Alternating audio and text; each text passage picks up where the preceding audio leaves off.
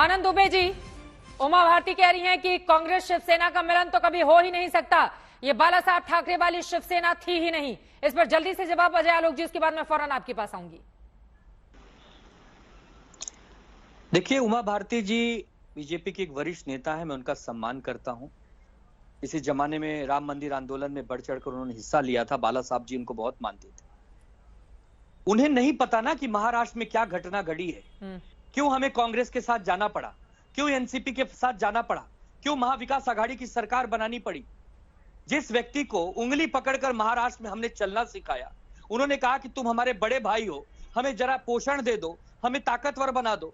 वह व्यक्ति हमारे पीठ पर जब छुरा भोगता है तो हम अपनी जान बचाने के लिए किसी और के घर में भागे नहीं, या शहीद हो जाए, वहीं खत्म हो जाए वहीं।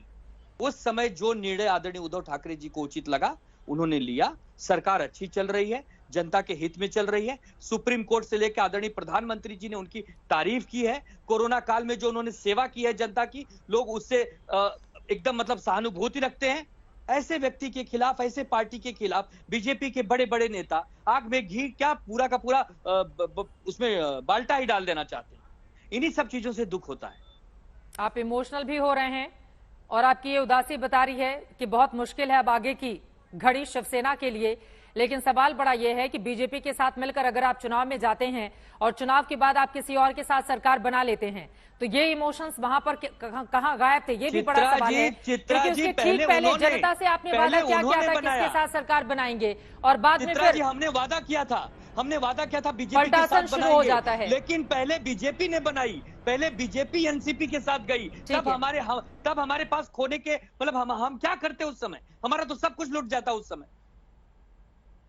आप बार बार भावुक भी हो रहे हैं आनंद दुबे जी, आप कह रहे हैं कि आपके पास ऑप्शन नहीं था। बिल्कुल ऑप्शन नहीं था चित्रा जी। उस समय जो रणनीति उचित लगी उस पर काम किया गया और वो सक्सेसफुल रहा। वही टीस कहीं न कहीं बीजेपी के मन में है और उसी दिन से बीजेपी हमारी सरकार गिराना चाहती है, बार बार कोशिश करती है, असफल होती है। लेकिन मैं आज आपको बता देता हूं कि इस बार याचना नहीं, अब रण होगा, युद्ध बड़ा भीषण होगा। अजय आलोक जी, वो जब भावुक हो रहे थे तो आप मुस्कुरा रहे थे, वो कह रहे हैं याचना नहीं, अब रण होगा, युद्ध बड़ा भीषण होगा। और इसके साथ आपके भी तमाम नेता जो बीजेपी के हैं वो कह रहे हैं कि अगवा नहीं भगवा हो गए हैं शिवसेना के बागी तमाम विधायक। तो आप लोग तो बैठे हुए हैं आग में घी डालने का काम करने के लिए। वो भावुक हो रहे हैं, आप मुस्कुरा रहे हैं, उनके जले पर नमक छिड़क रहे हैं। अजय आलोक जी,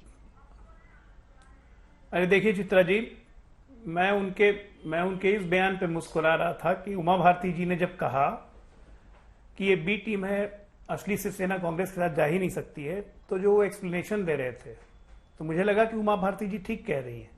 आनंद दुबे कह रहे थे कि हम भाग के अपनी जान बचाने के लिए दूसरे के घर नहीं जाएं।